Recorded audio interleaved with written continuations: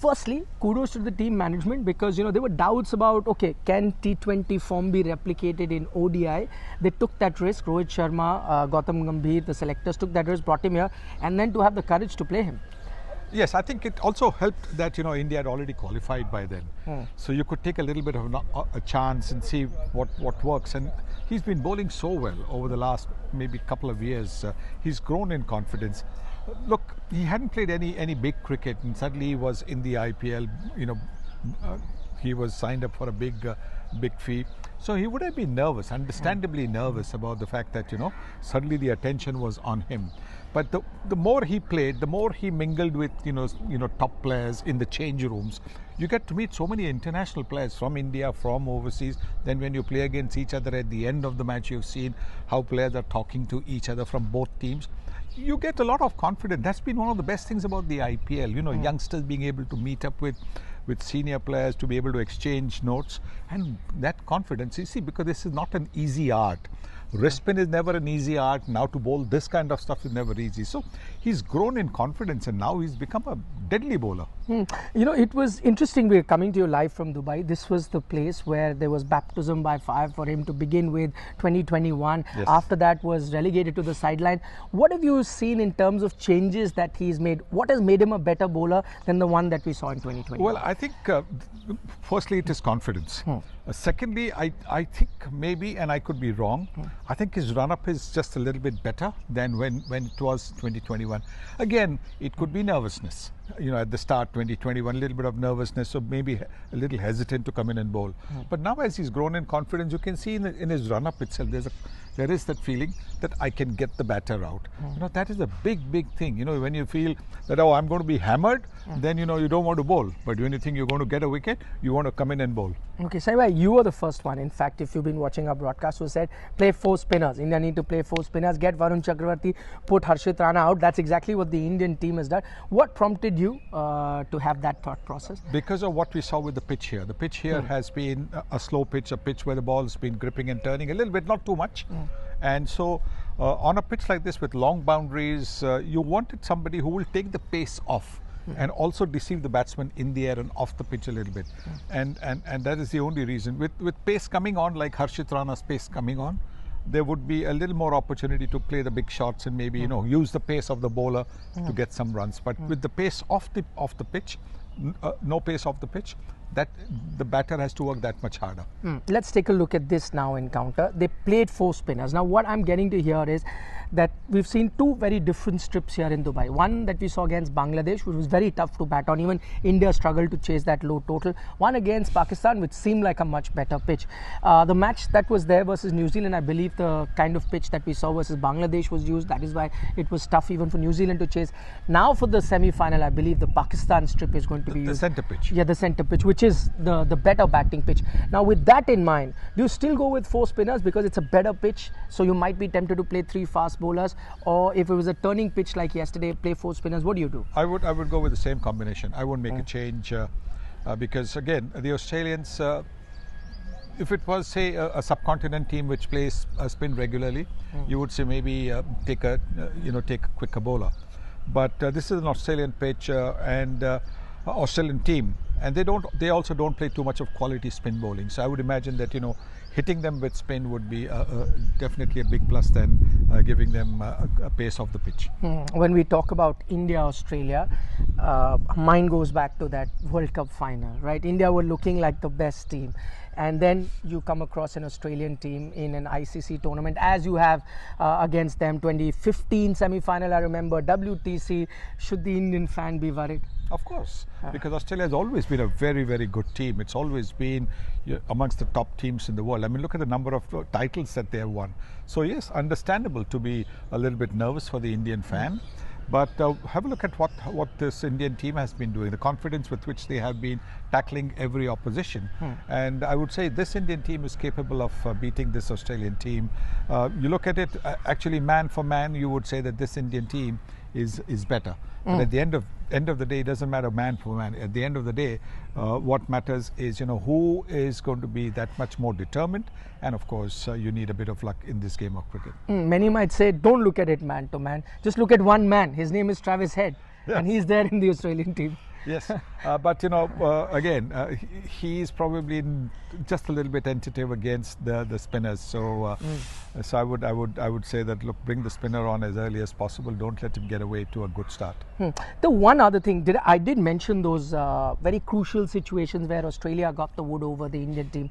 But after that 2023 final, there was that T20 World Cup, and I know it wasn't not a knockout, but that game in St. Lucia, India absolutely decimated Australia. Yeah. Do you think that would have already helped them get over those cobwebs in the head that happened in that 19th of November game? Yes, because it happened within a year.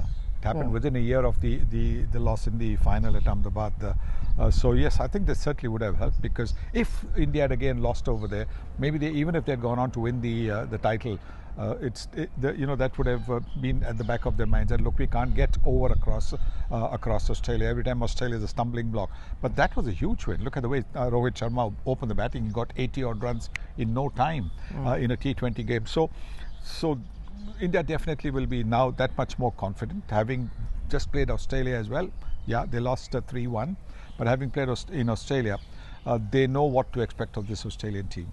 I'm going to talk about the Indian 11. One you mentioned, go with the same combination, that's the spinner. Now, if there is another slight area of concern, and that will be KL Rahul, and I'm not necessarily talking about his batting because conditions haven't been good, and he's chipped in with a few here and there. The wicket keeping once in a while has been a bit troublesome. He missed a few chances. Do you stick with him, or you're tempted to go with a regular wicket keeper? I can understand it's tough on him. He's a part-time wicket keeper at the end of the day. If that had to be the thinking, then you should have played Rishabh Pant in the game against New Zealand, because again, that was, it was a matter of finishing 1 or 2, but you would have given him some game time in the middle. Now in a knockout game like the semi-final, I think it is tough to make a change. Rahul didn't have the best of days, but don't forget that the pitch was doing something, so wouldn't have been easy for a regular wicket keeper. We keep on talking about Rahul as a makeshift keeper. He's not a makeshift keeper. I mean, you've seen him take some fabulous catches, but this kind of a thing happens where the ball turns a little bit more, so instead of the ball hitting here and sticking there, the ball's been hitting somewhere here and bouncing off. So that is just one of those things. I don't think he's got anything wrong. We've seen wicket keepers who played for India whose hands were somewhere else and the ball was somewhere else. Here at least his hands were there. There was a more of an edge, a bit more of an edge, and maybe there was a little bit more turn off the edge as well, which is the reason those catches didn't stick. So I wouldn't hold that against Rahul at all. Let's take a look at the Australian team as well. When I looked at their squad, I thought that, they are a spinner short there, because Adam Zampa, I know Maxwell was there, Matthew Short was there, they were off spinners. Indians love playing against off spinner, and guess what happened in the eve of the match? Matthew Short is out. You've got a Cooper Conley, a left arm spinner drafted in. Does that now change the complexion? Should we be looking at this Australian team earlier? Because I thought they were ill planned for a place like Dubai. Yes, I think a left-hand spinner coming in definitely will definitely help their team. They balance their attack just that little bit. But don't forget, he's a newcomer. And for him, this is a big game. Yeah, he's made his debut only recently, so I'm not too sure whether he's 100% into the thing. But cricket is a funny game. Sometimes youngsters look at this as the biggest opportunity to be able to play a top team like India, do well against India. So let's just hope that. Let's just hope that it doesn't happen this time with India. Okay, the Australian batting. Now, we know that they're a depleted team that you have at the moment. The depleted team because of no bowlers there as such. Their primary bowlers aren't there, but the batting lineup. I'm going to talk about Steve Smith. We've already spoken about Travis Head. There's a Manas Labuschagne. There is a Maxwell who on a day can be a game changer. So that's one area of Australian team you need to worry about. Definitely, yes. I think they are a very good batting lineup. Very, very good batting. A much better batting lineup than their bowling lineup. So they could conceivably look to bat first, put a solid total on the board, and then because it's a knockout game, runs on the board always adds pressure on the team that is chasing. So maybe that is the tactic that they will look to do. Even if they're chasing, because of the depth in their batting lineup, India knows that they will not be able to take it easy. And we've seen over here as well, once the dew comes in, the pitch doesn't grip and turn as much unless you have somebody like a Ravindra Jadeja. There was a fair bit of turn when New Zealand were bowling, when India was batting, but when the roller was used and then New Zealand came in to chase the total, there wasn't the same kind of grip. So it's going to be a tricky call for the captain who wins the toss what to do, whether to bat first or not. It is going to be a tricky call. In fact, interesting, Saima, you mentioned that Indian team has done well on both counts, batted first as well as bowled first. We'll try and get you the reactions of Rohit Sharma before the game. We're trying to prepare it. As soon as it's ready, we'll have that on your screens as well, or what Rohit Sharma said on the eve of the game, how the two teams are preparing. But on the subject of time, till we have Rohit Sharma and his reaction on air, on the subject of toss, does that now change? Because we've seen that batting first was the way to go so far in this pitch, but now that we were talking about that it's going to be a good pitch, would chasing then be something that teams can look at? That is the strength that India has, really. I mean, we've seen the way that with comfort level with which they chase down totals against Bangladesh and Pakistan, with plenty of overs to spare. They had wickets in hand, so that could be the thing that they would want to do as well against Australia. But again, you want to be mindful of the fact that if the pitch is going to be good at the start, then you could have a situation where the Australians could maybe total up 270 to 300, and that will mean the pressure will be hugely on India to chase. So it's going to be a balancing act. And in a situation like this, as captain, sometimes when you're going and you don't know what to do, bat first or whatever, what happens is you hope that you don't win the toss because the decision is taken out of your hands. Okay, Saima, we're running out of time. Unfortunately, we can't hear from Rohit Sharma. We're having issues in the back end. But Rohit Sharma, his fitness, what do you make of it? There's a big storm brewing over India, in India, beg your pardon, because there was a Congress spokesperson coming out and said that, listen, he's not an impressive captain, he's overweight, he can't be carrying on his...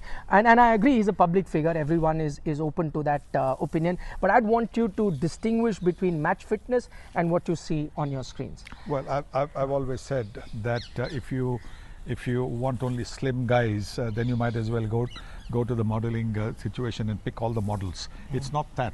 It's how you can play cricket. We talked about Sarfraz Khan, for example. Sarfraz Khan, for a long time, Sarfraz Khan was vilified because he was on the heavier side, but he scores 150 for India in a test match, and again another 50 plus, I think 2 or 3 50 plus scores he's had. So I don't think size has got anything to do with it. It's your mental strength, where you can last the distance.